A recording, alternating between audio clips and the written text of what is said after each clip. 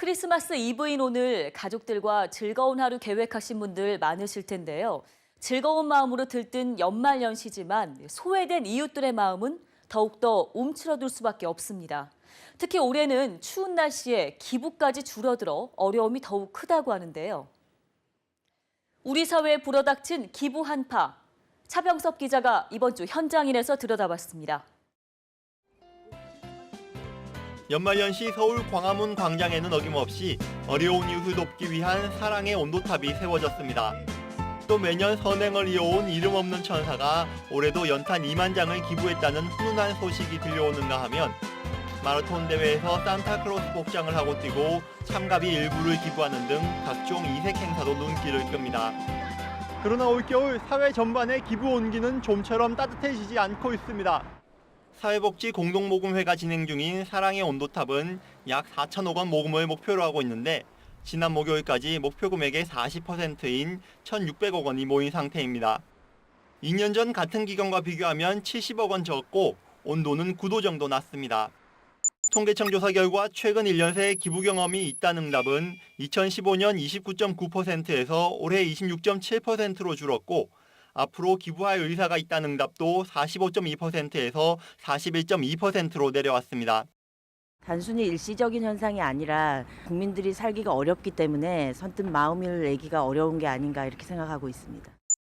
더 심각한 문제는 기부하지 않는 이유로 경제적 여유가 없기 때문이란 답변은 63.5%에서 57.3%로 줄어든 반면 기부에 관심이 없다는 사람이 15.2%에서 23.2%로 늘었다는 점입니다. 무엇보다 제일 중요한 거는 그 투명성이 결여된 것 같아요. 쉽게 얘기하면 내가 얼마나 기부를 했는데 그게 어디다 어디 쓰고 그 결과를 일반인이 알아볼 수 있게끔 그 결과를 좀 공표해주고 믿음이 안 가는 것 같아요. 그래서 기부 문화가 줄어드는 그런 그 느낌이지 않나 싶어요. 120억 원 넘는 기부금을 빼돌려 제멋대로 쓴 세이망 씨앗 사건이나 딸의 수술비를 도와달라며 후원받은 어금니 아빠 이영학이 호화 생활을 하고 변태성욕을 풀려 딸의 친구를 살해한 사건은 기부에 대한 냉소적인 분위기마저 만들고 있습니다. 한 여론조사에 따르면 이영학 사건으로 기부자가 줄어들 우려가 있다는 응답이 85.9%에 달했고 이 사건으로 지금까지 해온 기부도 주저하게 만들 것이란 답변이 72.1%였습니다.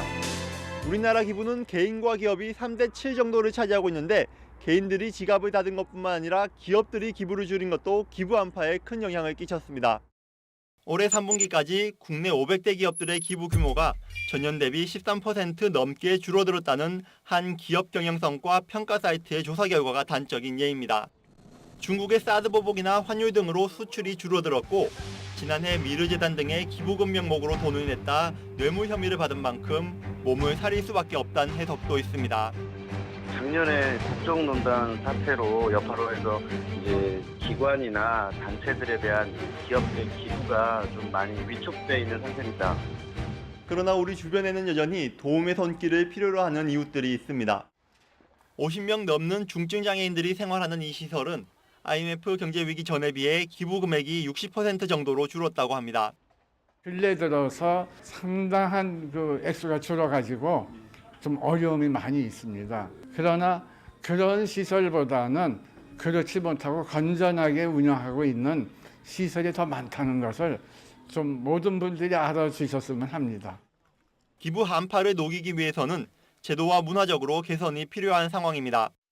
공익법인들한테 세제 혜택을 주고 있는데 공익적 검증을 체계적으로 하는 방안을 마련할 필요가 있고 기부금 모집액이나 사용낼 등의 정보를 공시해야 될 의무적인 단체들을 범위를 확대할 필요가 있습니다.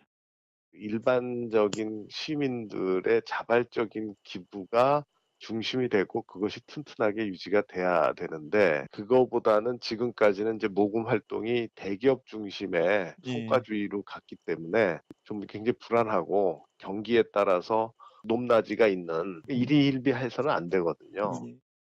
주변의 어려운 이웃을 돌아보는 한편 믿고 기부할 수 있도록 무너진 사회적 신뢰를 다시 쌓는 노력도 필요하다는 지적이 나옵니다. 지금까지 현장인이었습니다.